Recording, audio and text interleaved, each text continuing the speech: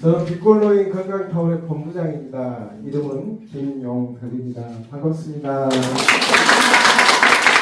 저는 이제 간단하게 여러분들이 사회복지 캐권? 네, 사회복지와 관련된 부분에 있어서 몇 가지 우리가 함께 고민해 봐야 될 것이 제가 좀 있어요. 그래서 저는 빛골로인 건강타운의 본부장이기도 하지만 대한민국 전체 복지에 대해서 고민을 하고 있는 세계관을 갖고 있습니다.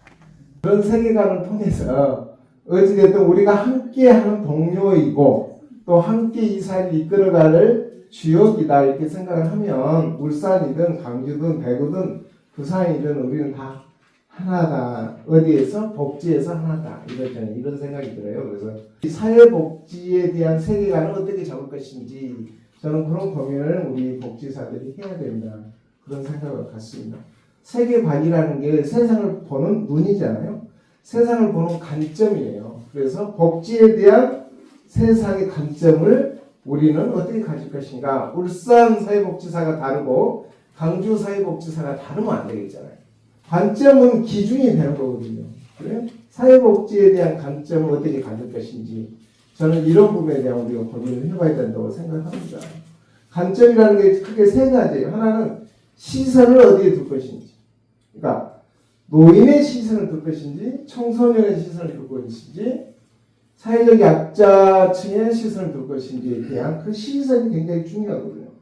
복지 앞에 청소년 복지, 노인 복지, 장애인 복지 이렇게 되어 있잖아요. 그래서 여러분들의 시선은 어디에 있는지 그걸 명확히 하시고 두 번째 시야가 있어요. 시야. 범위를 어떻게 걸 것인지.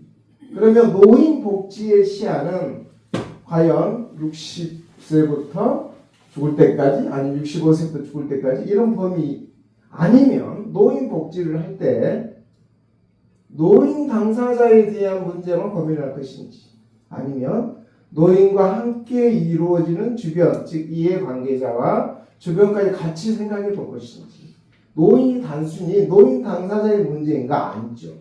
노인을 둘러싸고 있는 생태계의 전체적 문제잖아요. 그러니까 공부를 어떻게 해야 되냐? 복지 공부를 하려면 전체 사람에 대한 공부를 해야 된다. 저는 그렇게 생각해요. 그리고 세 번째는 시각이 있습니다. 세계관에는 시선, 시야, 시각입니다. 입체적으로 봐야 됩니다. 보이지 않는 너머까지 볼 수 있는 그 눈을 갖고 있어야 됩니다. 그러려면 뭐 해야 돼요? 공부를 해야 돼요. 내가 갖고 있는 복지 외에 자연 환경, 사람 환경에 대한 생태계에 대한 공부를 하셔야 돼요. 그래서 문화, 예술, 체육, 정신, 마음 건강 이와 관련된 모든 것들을 사회복지사들은 공부를 해야 됩니다. 어떻게? 잘. 그래서 사회복지사는 멀티플레이어가 돼야 돼요. 넓게 공부를 해야 깊게 팔 수가 있듯이 우리는 그런 세계관을 갖고 일을 해야 되겠다. 그런 생각을 갖습니다. 그리고 하나 더 중요한 게 틀이 있어요. 틀. 세상을 볼 때 그냥 마구잡이로 보는 게 아니라 일정 정도의 중거의 틀이 있어요. 저는 그 틀을 여러분들이 가져야 된다고 생각하는데 제가 여기서 팁을 드리자면 세 가지입니다. 첫째 하나는 개념을 정의를 잘 하셔야 돼요. 그러니까 복지란 무엇인가, 사회복지란 무엇인가, 사람이란 무엇인가 이런 것들에 대한 개념을 정확하게 정의할 수 있어요. 정의할 수 있으려면 이야기할 수 있어요. 일단 첫 번째 개념을 정의하는 개념화. 두 번째 어떤 사안과 어떤 물체나 어떤 상황을 구조화할 수 있어요. 구조화. 구조화는 뭐냐? 서론, 본론, 결론. 기, 승, 정, 결. 뭐 이런 거죠. 구조화를 평상시에 잘해보려면 마인드 맵을 해보시면 돼요. 마인드. 구조화를 잘하면 말을 잘할 수 있어요. 정말 그렇습니다. 말을 잘하려면 평상시에 내가 갖고 있는 생각을 잘 구조화해야 돼요. 우리가 어떤 활동에 대한 것들을 구조화해서 말을 해보려면 크게 세 가지 영역을 생각해 보셔야 돼요. 첫째 하나는 공간. 어느 공간에서 이루어지는지. 두 번째 사람. 어떤 사람이 하는지.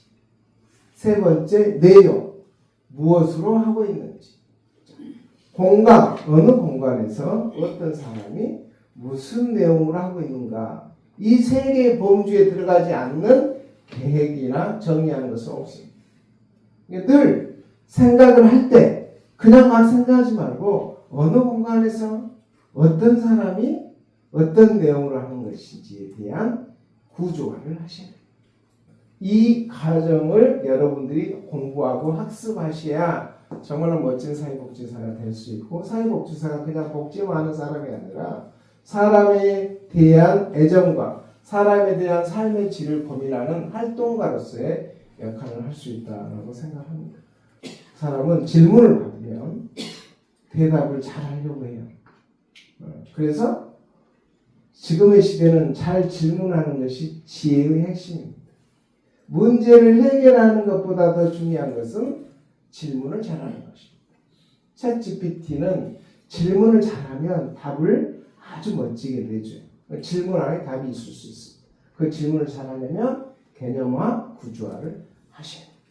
저는 이런 이야기를 통해서 우리 사회복지가 정말 삶의 입체적인 그런 생활을 돕고 조언하고 지원하는 그런 활동으로서 자리매김해야 된다고 생각을 하고요. 아무튼 울산에서 아침 일찍부터 와주셔서 환영하고 여러분 정말 응원하겠습니다. 감사합니다.